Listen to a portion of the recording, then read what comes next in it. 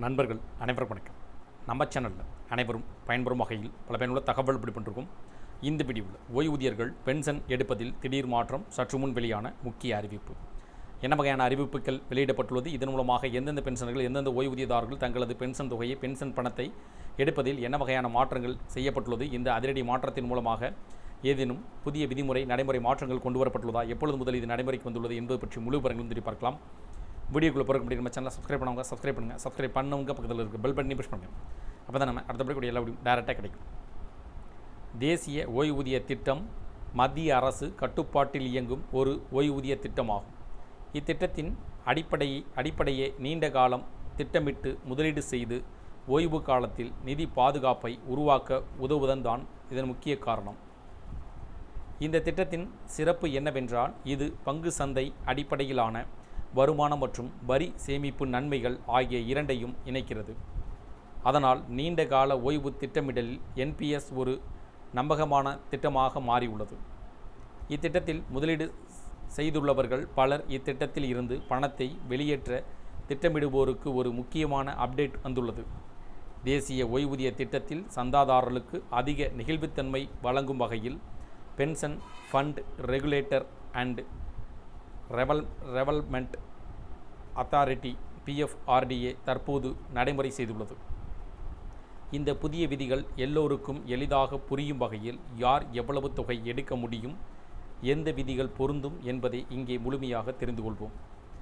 பணி ஓய்வுக்கு பின் NPS withdraw விதிகள். அரசு ஊழியர்களுக்கு என்பிஎஸ் வித்ட்ரா செய்வதற்கான வயது வரம்பு 75 வயதிலிருந்து 85 வயதாக உயர்த்தப்பட்டுள்ளது. அதாவது 85 வயது வரை முதலீடு செய்து கொள்ளலாம் என்றாலும் தேவைப்பட்டால் அதற்கு முன்பே இத்திட்டத்தை விட்டு வெளியேறி பணம் எடுக்கலாம். வெளியேறும் போது மொத்த ஓய்வூதிய தொகையில் 60% ஒரே தொகையாகவோ அல்லது படிப்படியாகவோ பெறலாம். மீதமுள்ள 40% ஆண்டு வருமானம் தரும் ஆன்யூட்டியில் முதலீடு செய்ய வேண்டும். இந்த விதி முன்பு இருந்ததைப் போலவே தொடர்கிறது. தனியார் துறை ஊழியர்களுக்கு முன்பு இருந்த 5 ஆண்டு கால கட்டுப்பாடு முழுமையாக நீக்கப்பட்டுள்ளது. முன்பு 60 வயது வரை இருந்த வெஸ்டிங் காலம் இப்போது 15 ஆண்டுகள் அல்லது 60 வயது ஆகியவற்றில் எது முதலில் வருகிறதோ அதை கணக்கில் எடுத்துக்கொள்ளப்படும். என்பிஎஸ் திட்டத்தில் இருந்து வெளியேற்ற முடிவு செய்தால் மொத்த தொகையில் 80% வரை ஒரே தொகையாக பெறலாம். குறைந்தது 80% ஆன்யூட்டியில் முதலீடு செய்ய வேண்டும். இது முன்பு இருந்த 60% உச்சவரம்பை தற்போது அதிகப்படுத்தப்பட்டுள்ளது. ஓய்வுக்கு பிறகு ஓய்வூதிய தொகை 8 லட்சம் ரூபாய்க்கு குறைவாக இருந்தால் முழு தொகையும் ஒரே தொகையாக எடுத்துக்கொள்ளலாம்.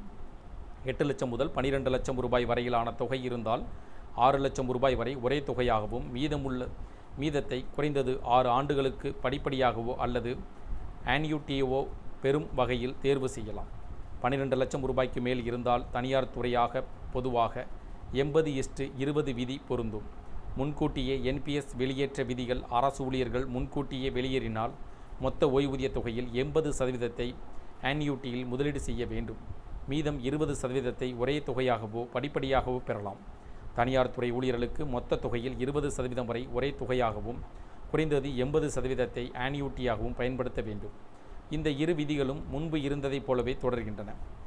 சிறிய தொகையான சிறப்பு வசதி அரசு மற்றும் தனியார் துறை இரண்டிற்கும் பொதுவாக மொத்த ஓய்வூதிய தொகை 5 லட்சம் ரூபாய் அல்லது அதற்கு குறைவாக இருந்தால் முன்கூட்டியே வெளியேற்றதிலும் முழு தொகையையும் ஒரே தொகையாக பெற அனுமதி வழங்கப்படுகிறது. இந்த புதிய விதிகள் என்பிஎஸ் சந்தாதாரர்களின் ஓய்வூதிய திட்டத்தை மேலும் எளிதாக்கும் என்றும் எதிர்பார்க்கப்படுகிறது. இந்த தகவல்கள் பற்றி, புதிய விதிமுறை நடைமுறை மாற்றங்கள் பற்றி உங்களுடைய கருத்துக்கள், வெறும் இது சார்ந்த கூடுதல் விவரங்கள் பற்றி கமெண்ட் செக்ஷன் போய் வந்து பிடிச்சிருந்தால் லைக் பண்ணுங்கள். முடிந்தவரை இந்த வீடியோ உங்களுடைய நண்பர்கள், உறவினர்கள் அனைவருக்கும் ஷேர் பண்ணுங்கள், ஃபாலோ பண்ணுங்கள். மறக்காமல் நம்ம சேனலை சப்ஸ்கிரைப் பண்ணுங்கள். சப்ஸ்கிரைப் பண்ணவங்க பக்கத்தில் இருக்க பெல் பட்டனையும் ப்ரெஸ் பண்ணுங்கள். அப்போ தான் நம்ம அடுத்தபடி கூட எல்லாத்தையும் டேரெக்டாக கிடைக்கும். தேங்க்யூ ஃபார் வாட்சிங்.